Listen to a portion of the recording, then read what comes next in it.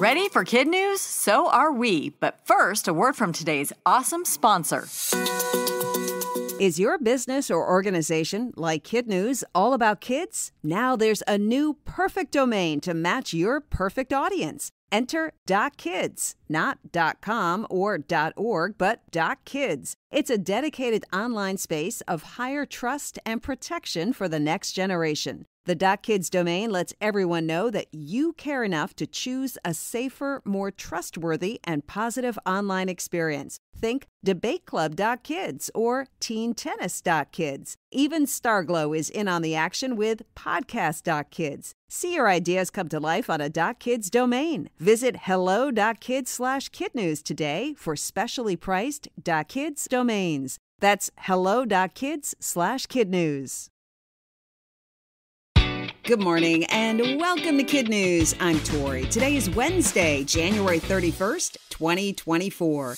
And we begin with a teenager defying all medical odds. 16-year-old Hunter Moore was born with cerebral palsy, a health condition that impacts muscles, movement, and posture. Among Hunter's biggest challenges was a significantly underdeveloped left arm and leg, and doctors at the time told his parents his future was bleak. But the proud Texan was having none of that. He worked super hard to improve his fitness and recently came in first place in a bodybuilding competition. Hunter told KidNuz he used his early prognosis as motivation.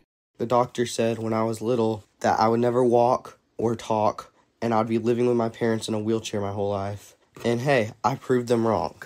So the message I would like to give is to never let someone tell you you can or can't do something and to always go after your dreams. Prove them wrong.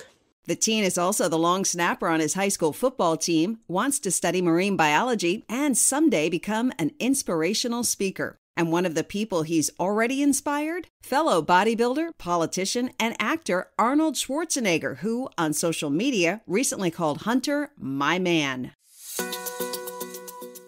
A space shuttle pipe dream is now a reality in Southern California. On Monday night, 2 massive cranes lifted the Endeavour, which flew 25 missions, from its horizontal display at the California Science Center up and over a wall, turned it vertical, and attached it to its fuel tank and 2 rocket boosters. Now it's the only shuttle in the world positioned like it's ready for takeoff. It's been a decades-long goal of the Space Center to display a retired shuttle upright. And one of the scientists involved, Kenneth Phillips, says he expects the final 20-story tall result will bring space travel to life. What I hope visitors find is that all of this stuff that seems so amazing and so complex really isn't, he said. There's a few basic principles, and if you understand them, you can learn a lot more about this stuff than you think you can.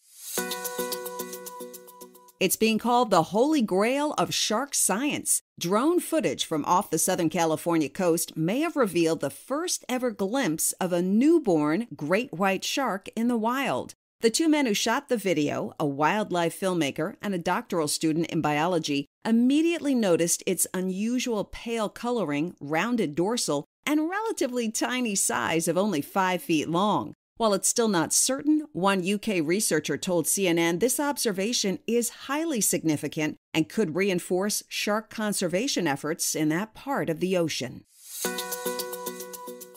The Mona Lisa is a frequent target of protesters, and this weekend was no exception. On Sunday, 2 people with an environmental message doused the famous painting with pumpkin soup. This happened on Sunday in the always crowded Louvre Museum in Paris. The 16th century artwork, which is among the most famous in the world, wasn't damaged as it's protected by bulletproof glass. The 2 protesters were quickly taken into custody and the gallery was briefly closed for cleaning.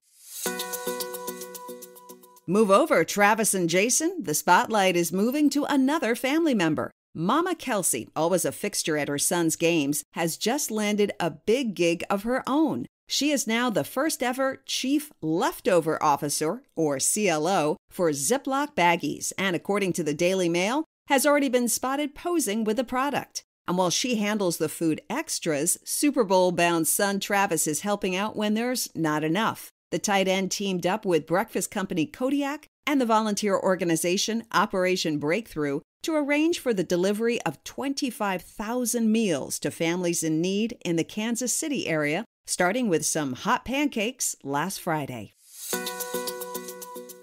Still to come, what prehistoric chewing gum reveals about Stone Age teenagers. But first, we want to shout out Mallory Chase of St. Petersburg, Florida, who's celebrating a big birthday today. Mallory, your mom, dad, Brandon, Kylie, Adam, Lily, and beloved puppy Lucy are all super proud of your hard work at school, passion for animals, and skills as a horseback rider. We hope you have a great day of celebrating.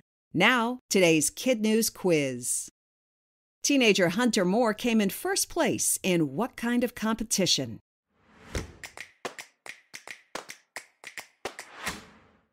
Bodybuilding. The Endeavour is now the first retired space shuttle to be displayed in what position?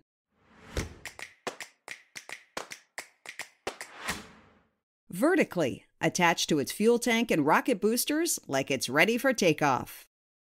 Video may have captured the first footage of what kind of newborn animal? A great white shark.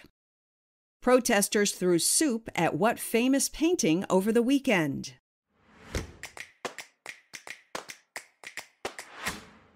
The Mona Lisa.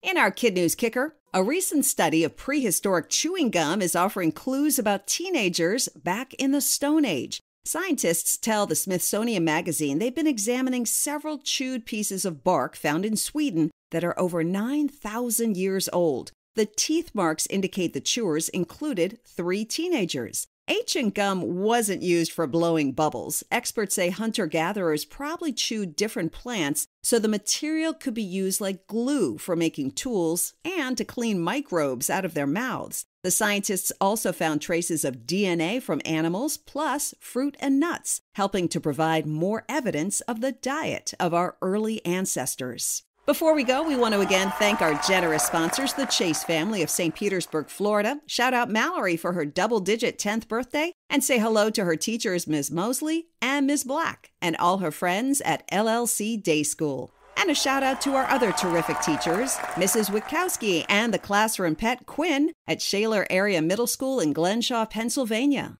Mrs. Cutshall and her tigers at Tyler Run in Powell, Ohio. And Mrs. Zarnot and her Cardinals at Mayville Elementary in Mayville, Wisconsin. Thanks for listening. Teachers, don't forget to check out the KidNuz Educators Community Facebook page just for you with tips, resources, and inspiration. We hope you tune in for more KidNuz tomorrow morning.